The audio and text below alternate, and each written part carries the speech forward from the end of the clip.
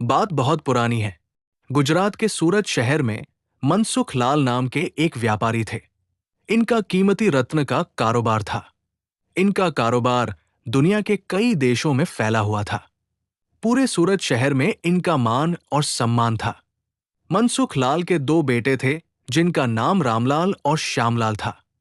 रामलाल को दौलत और रुतबे का बहुत घमंड था, जबकि श्यामलाल एक शरीफ और सुलझा हुआ इंसान था। घमंड के साथ साथ रामलाल में ईर्ष्या और बेईमानी जैसे अवगुण भी थे। समय के साथ साथ मनसुख लाल की उम्र बढ़ती जा रही थी। ऐसे में उनके दोनों बेटों ने कारोबार में पिता का अधिक से अधिक हाथ बटाना शुरू कर दिया था। कुछ समय के पश्चात मनसुख लाल चल बसे और कारोबार का पूरा भार रामलाल और श्यामलाल के कंधों पर आ गया।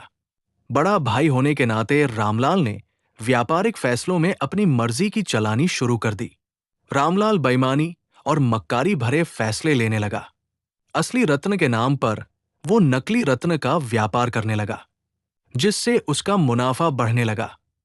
इस मुनाफे से उसका बाकी बचा चरित्र भी काला हो गया। दौलत के घमंड में वो परिवार में उन्मादी जैसा व्यवहार करने लगा। दूसरी तरफ शरीफ और सुलझे हुए श्यामलाल को शुरू शुरू में रामलाल की बेईमानी का इल्म तो नहीं हुआ, परंतु जब उसने उसके व्यवहार में परिवर्तन देखा तो पूरे माजरे को समझने में उसे ज्यादा देर नहीं लगी। रामलाल की करतूतों से श्यामलाल को बड़ा दुख हुआ। उसने रामलाल को समझाने और सही रास्ते पर लाने की कोशिश भी की, परंतु वो नाकाम रहा। उल्टे रामलाल श्यामलाल से खफा हो गया और व्यापार में बंटवारे का बहाना ढूंढने लगा। बंटवारे में भी उसने बेईमानी की साजिश रची, घर में कलह का माहौल पैदा किया। अंततः रामलाल अपनी साजिश में सफल रहा और श्यामलाल के हिस्से के व्यापार पर भी वो कब्जा कर बैठा। रामलाल के व्यवहार से दुखी होकर श्यामलाल ने शहर में दूसरी जगह अपना ठिकाना बनाया और रत्न के अपने व्यापार को नए सिरे से शुरू किया। ईमानदारी की नींव पर शुरू हुआ श्यामलाल का व्यापार जल्दी ही चल निकला।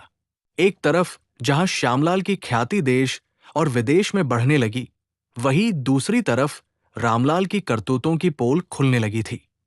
नकली रत्न के व्यापार के कारण रत्न बाजार में रामलाल की साख को जोरदार धक्का लगा और उसके व्यापार का दायरा सिमटने लगा। अंततः नौबत यहां तक आ गई कि बाहर क्या, अपने शहर का भी कोई व्यापारी रामलाल का नाम लेने से भी तौबा करने लगा। अब तो नौबत यहां तक आ गई कि रामलाल को धन के अभाव में अपना घर, दुकान, सामान तक बेचना पड़ रहा था। जल्दी ही रामलाल के हाथ से सब कुछ निकल गया और वो परिवार सहित सड़क पर आ गया। अब रामलाल को अपने किए पर पछतावा हो रहा था, परंतु उसकी तकदीर ने जो खेल खेल दिया था, उससे आसानी से पीछे आना उसके लिए संभव नहीं था। दूसरी तरफ श्यामलाल की तकदीर का खेल था, जिसकी बदौलत वो रंग से राजा बन गया था। जब रामलाल की बदहाली की खबर श्यामलाल को लगी तो उसे बड़ा दुख हुआ। पुरानी बातों को भूलकर वो भागा भागा अपने बड़े भाई रामलाल के पास पहुंचा और रामलाल के लाख मना करने के बाद भी उसे परिवार सहित अपने पास ले आया। ये भी तकदीर का ही खेल था कि जिस भाई के साथ रामलाल ने बदसलूकी कर उसे सड़क पर पहुंचा दिया था, वही भाई आज उसे सड़क से उठाकर अपने घर में ले आया था। तकदीर कब किसके साथ क्या खेल खेल दे, इसका अंदाजा कोई नहीं लगा सकता। हाँ, इतना जरूर है कि आपके कर्म ही आपकी तकदीर लिखते हैं। जिस तरह रामलाल और श्यामलाल के कर्मों के आधार पर तकदीर ने उसके साथ खेल खेला था, इसी तरह अच्छे कर्म करते रहना चाहिए। क्या पता कल तकदीर आपके साथ क्या खेल खेल जाए। इसलिए कहते हैं, तकदीर का खेल निराला है। जय श्री राधे।